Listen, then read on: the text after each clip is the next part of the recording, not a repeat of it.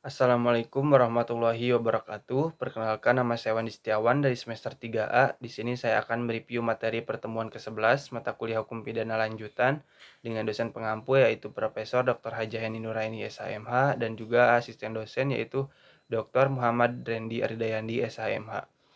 Pada pertemuan ke-11 ini membahas mengenai residip kejahatan-kejahatan tertentu yang termasuk kelompok jenis, yang dimana hanya diatur dalam 3 pasal, yaitu diatur dalam pasal 486, pasal 487, dan pasal 488 KUHP. Adapun syarat-syaratnya yaitu pertama, kejahatan yang diulangi harus termasuk dalam satu kelompok jenis dengan kejahatan yang pertama atau terdahulu.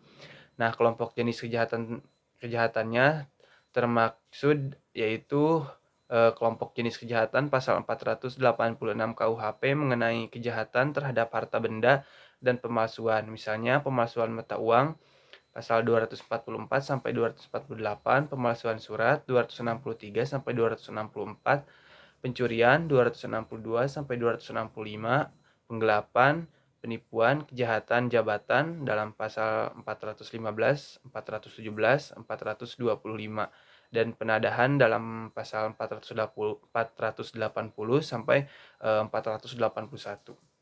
Selanjutnya kelompok jenis kejahatan dalam pasal 487 KUHP mengenai kejahatan terhadap orang. Misalnya penyerangan atau makar terhadap kepala negara, pembunuhan, penganiayaan, dan lain-lain.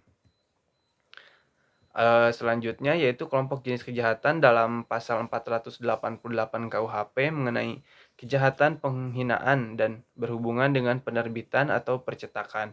Misalnya penghinaan terhadap presiden, garis miring WKL 134 sampai 137, penghinaan terhadap kepala negara, sahabat 142 sampai 144, penghinaan terhadap penguasa atau badan umum dalam pasal 207 sampai 208, penghinaan terhadap orang 310 sampai 321 dan kejahatan penerbitan dan pencetakan dalam 483 sampai 484.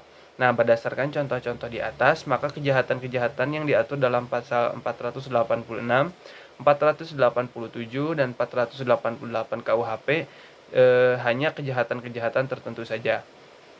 Dengan demikian, maka dalam sistem KUHP tidak semua kejahatan berat dapat dijadikan sebagai alasan residip atau pengulangan untuk alasan pemberatan pidana. Nah, kedua, antara kejahatan yang kemudian atau yang diulangi dengan kejahatan yang terdahulu atau sebelumnya, harus ada putusan hakim yang berupa pemidanaan tetap dan putusan hakim itu tidak berupa penetapan atau besiking. Ketiga, pidana yang dijatuhkan oleh hakim terdahulu haruslah berupa pidana penjara.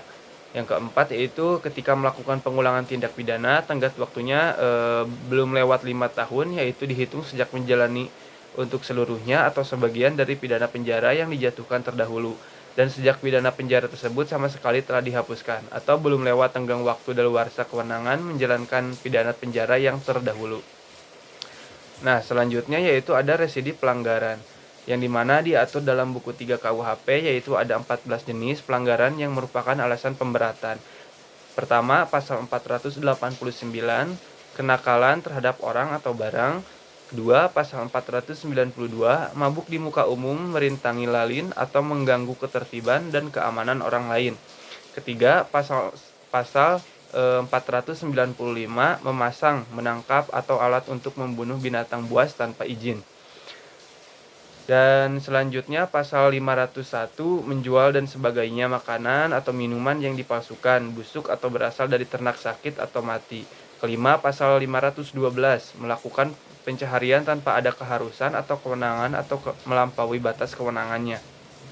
Dan selanjutnya yang keenam, pasal 516, mengusahakan tempat bermalam tanpa suatu register atau catatan tamu atau tidak menunjukkan register tersebut kepada pejabat yang memintanya. Untuk selanjutnya akan dibahas ke pertemuan 12. Terima kasih. Wassalamualaikum warahmatullahi wabarakatuh.